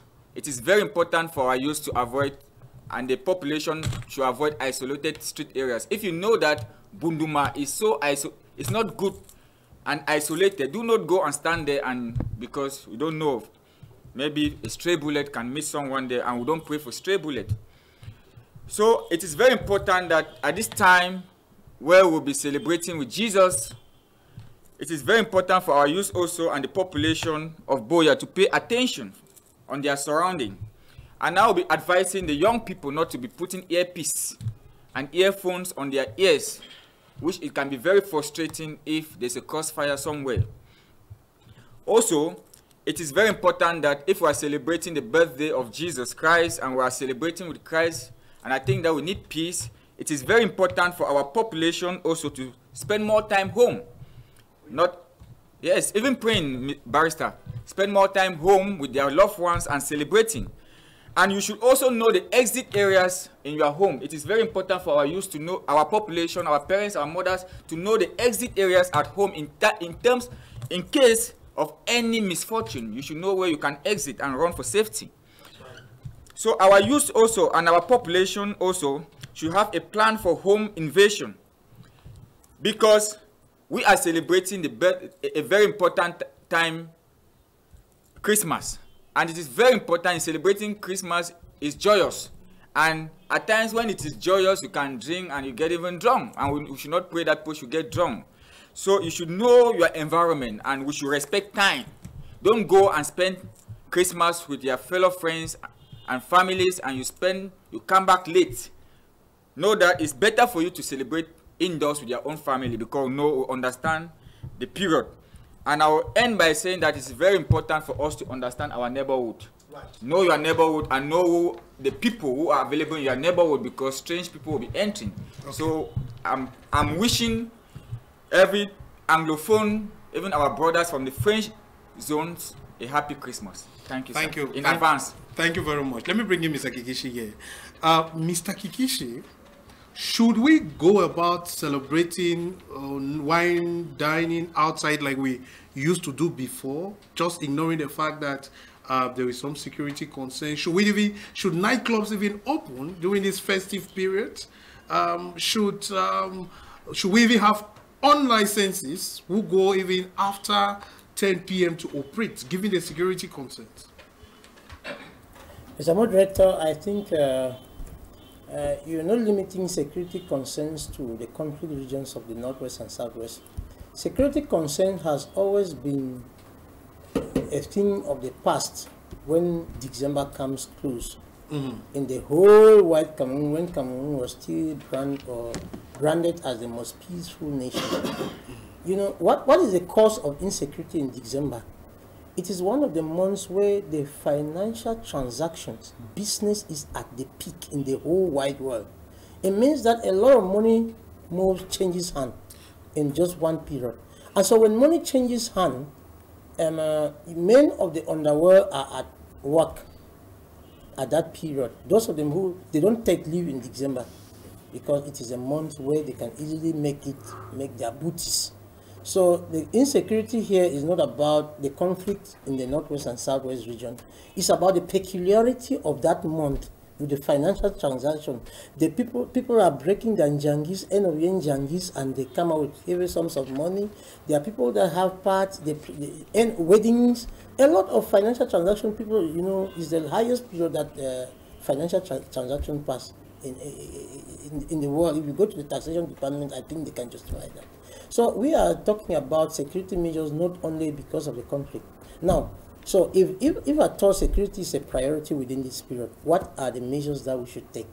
Now, the first measures is that with the financial, with the Android, the coming in of the Android money banking systems, we should avoid moving with huge sums of money in our bodies now. That's the first thing. Now, like Barrister said that prayers, he talked about praying more. Christians, we should not be a materialistic period when we have to exhibit our wealth in terms of money, but rather our faith, to showcase our faith, because we are awaiting the birth of a prince, or we are celebrating the birthday of Jesus Christ, who is the Prince of Peace. So it should not be a time to showcase wealth, drink and get drunk, because when you drink and get drunk, obviously you get insecure, and you also make the next person around you insecure. So security here comes with safety, So I am thinking that now, in the peculiar case of the Northwest and Southwest region, are we going to stop celebrating Christ because there's war? What goes on in Jerusalem or in Gaza Street or around there? And we should learn to live with the war now. Am I going to stop it? Can I stop it? So am I going to? They say happiness is a choice. You can make a choice to be happy, even in war, because it has become a style. Until those who cause it decide to stop it, you cannot stop it. So live happily before the tribulate gets you, but not excessive happiness. Therefore, celebration does not mean that you must do it in that other old-fashioned way where you spend all your money in December and then in January you stay, your family is hungry. No. I mean that you should try to factor in happiness in war, because we cannot stop the war. You did not start it. So you just need to be happy, not excessive happiness. And so knowing your neighbor, celebrating in a small neighborhood. If you have neighbors in your tenants and you have neighbors, know yourself, so that when somebody comes in, you see there has been situations where neighbors, because of their social status, did not recognize or did not salute the poorer ones. The rich ones were going. With this crisis, people have come to realize that if you do not know your neighbor and you do not mix up or associate with your neighbors, you put yourself and your neighbors in insecurity. Yeah. So it is high time that people stop this issue of, stratification, where segregation, a kind of financial segregation, where some people think that having a handshake with a neighbor who is poor is going to make people to see that he's mixing up with poor people, and exposing your children and yourself at the risk of insecurity from outsider who will come in and knock at your door and with thinking that they are your normal rich friends, whereas they are armed robbers. So it is a time for communication. Let us take all our communication strategies. Let every neighborhood have a communication system. Even within the councils, I think the council should go beyond other things. Okay. They can also implement security measures within quarter sectors, working with landlords and others to implement security reasons, so that armed robbers cannot come in and then move our booties from. We saw Sanpit 2 weeks ago.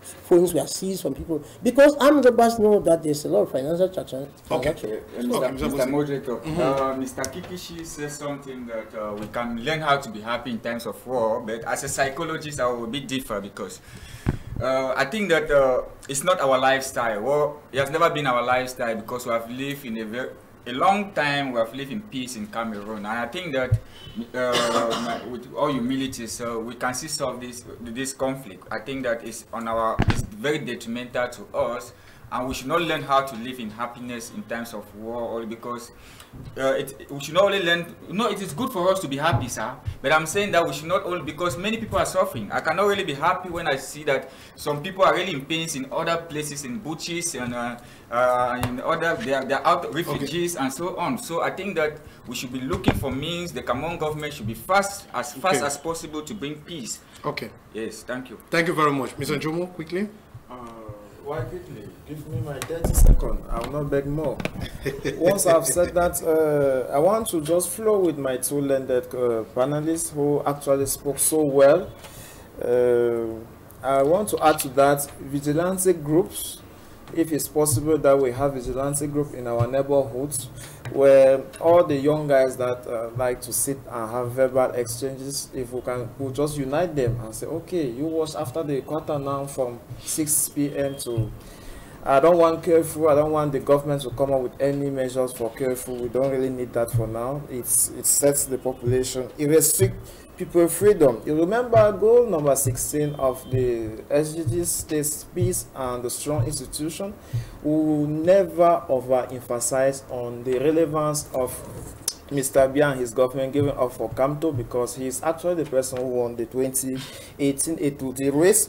We should also talk about Fayengo Francis and the DDR committee that was just created. He, from an outing he gave to a reputable newspaper, he said he is calling on other parties to join him on the struggle. It's so that in 1986, with the Lake Nyos disaster, he was able to manage, thanks to the assistance of the population. And in 2008, when he was then in Vuru, he equally did solve the crisis with the assistance of the population and other stakeholders. We are therefore calling for this festive period, added to all the battery of measures that has been given here on the platform, a strong collaboration between the population and the authorities. Then for our military personnel that are roaming the town, you have made a lot of money. I sacrificed one evening just to see what happened at night, and I discovered it's an economy. No, you need to consider that you are out for the security of the people and not cheating on their meager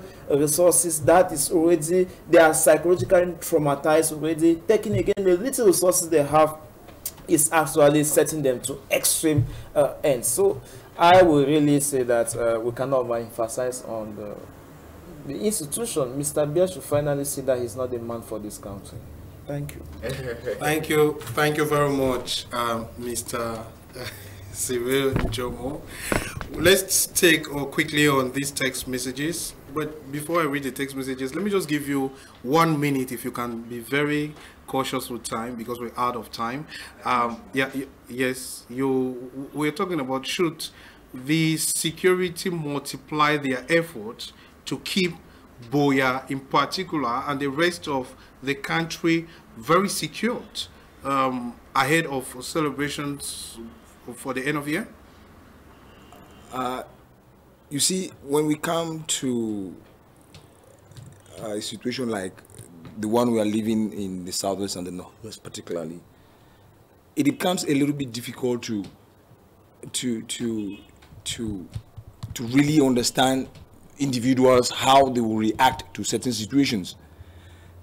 And for me, it's better, like my colleague just said, it is better for people to restrain. Just restrain.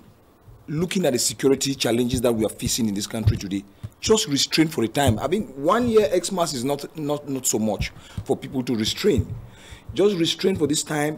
Next year, probably, hoping for peace to come, we will have a better Xmas. I think that is something which is better. Because, like somebody said, looking at the situation at hand, if you get out there, you might be in the most secure place, feeling that you are in the most secure place.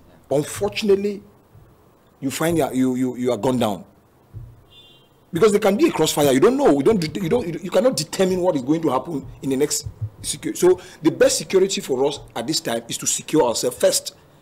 Stay at home, stay within this small confine, and then you leave the rest. And then something probably within the next Xmas season or any other season that is going to come, we will enjoy more prosperous and enjoyable Xmas seasons.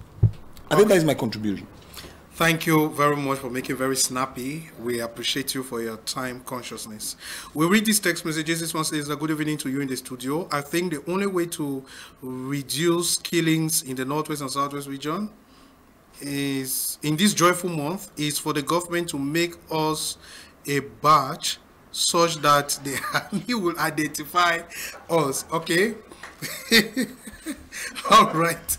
Somebody is asking for a new identity card for those in the northwest and southwest region, so that the army will identify them. All right, it sounds so comic, but then I don't know. It's your opinion. This one says that hi there in the studio. I'm Mendy. I think that the military is the problem because they are killing people and calling them terrorists. Right, Mendy, that's your opinion. We allow that for yourself. This other one says that, good evening, dear panelists. I think that for us to enjoy the end of year is first of all for the government to deploy military in all quarters of the northwest and southwest region. Right, that's another curfew that somebody is asking. All right, it is coming from Amina in Bamenda. Right. Okay, we read this last one. This one says that, greetings to you, dear panelists. I think that the panelist with the eyeglass, okay, you, has said it all. Personal security is first, and know your neighborhood. Thank you very much. It's coming from Joseph in Bonduma. Thank you very much, Joseph in Bonduma. This one that just came in says that, good evening, dear panelists. Thank you for all your information. I am very impressed with your articulations. Thank you. It is coming from Eric in Moliko. Well, we shall be placing a cap to our program because we're out of time. We want to thank all the panelists who made this program a success today. We want to thank you, Mr. Joseph Njoka, for coming. It's been a wonderful time spent with you. It's a pleasure. Okay. We want to thank you, Mr. Busi, for coming. You did it so well today, like you always do. Thank you, with all humility, Mr. Moderator. Right, Mr. Kikishi Kenneth, you are so wonderful. We are always happy having you on our side. Thank you, me too. It's a pleasure to be part of your panels. Right, to you, Mr. Sirin Jomo, thank you very much for joining us. Thank you. We know bush fallers are around, and there are also seminars on hate speech organized here and there to cater for insecurity measures we have around. For the bush fallers who are just coming in, please know how to spend your money. Don't plug our already distressed population into more chaos. Thank you so much for inviting me. Thank you very much. And to you, our learned luminary, Barrister Ewule, thanks for coming. Thank you very much. Thank you very much. Right. These are the panelists. They all joined myself, Yannick Funky, for the program today. I want to thank you, dear listeners, especially those who sent us the text messages. Kindness and Jugu Ngwang was there for our technical support. She's been very wonderful in helping us in the background. Mr. Humphrey Eno was there for general supervision. We shall be back subsequently for more on our program. Good night.